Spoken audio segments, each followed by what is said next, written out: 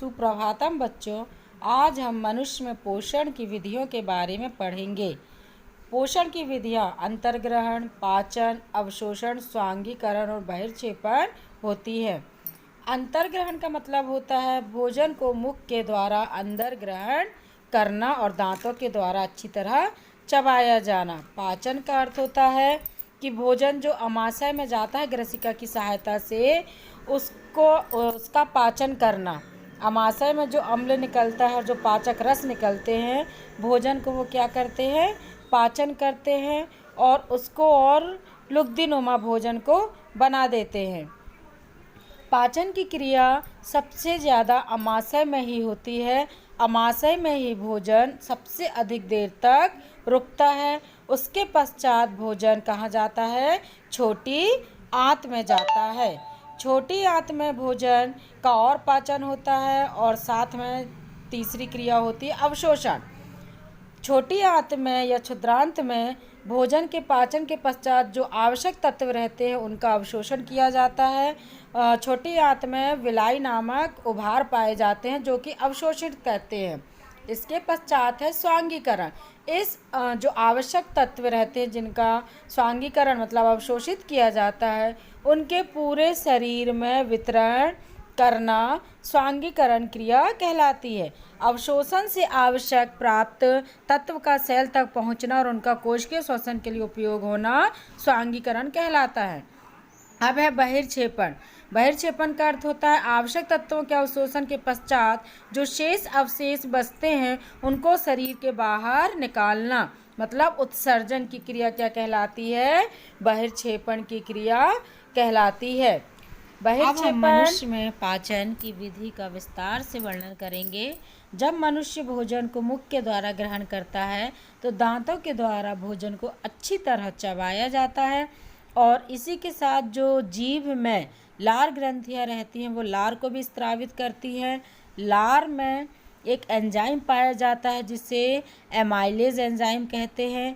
यह जटिल स्टार्च को या मंड को सरल शर्करा में परिवर्तित कर देता है और जीभ के द्वारा जो लार निकलती है वो पूरी भोजन में अच्छी तरह मिल जाती है, जिसके कारण भोजन चिकना हो जाता है।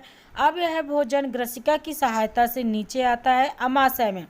अमाशय में जो भोजन होता है सबसे देर तक रुकता है। अमाशय HCl अम्ल को उत्सर्जित करता है जो कि भोजन के माध्यम को अम्लीय बनाता है और साथ में कुछ पाचक रस भी स्रावित होते हैं जो भोजन को पचाने में मदद करते हैं।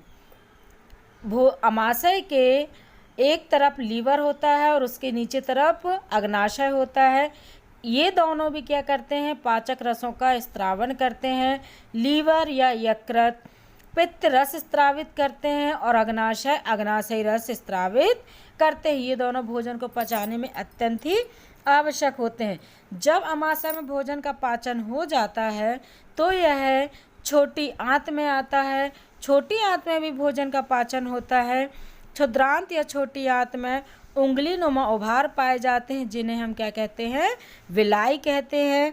ये पचे हुए भोजन को अवशोषित करते हैं और शरीर के पूरे अंगों में या पूरी कोशिकाओं तक पहुंचाने का कार्य करते हैं, क्योंकि इसमें जो ब्लड कैपिलरीज मतलब ब्लड रक्तिकाएं रहती हैं वो सीधे ही इन पोषक पदार्थों को अवशोषित करती हैं और शरीर के प्रत्येक भाग या प्रत्येक कोशिका तक पहुंचाने का कार्य करती है। इसके पश्चात छोटी आंत में जो अपचित पदार्थ बचता है वो बड़ी आंत में जाता है और बड़ी आंत को बृहदांत्र भी कहते हैं या कोलोन भी कहते हैं। बड़ी आंत में भी कुछ भोजन का पाचन होता है जो शेष बच जाता है और जल का अवशोषण भी करते हैं।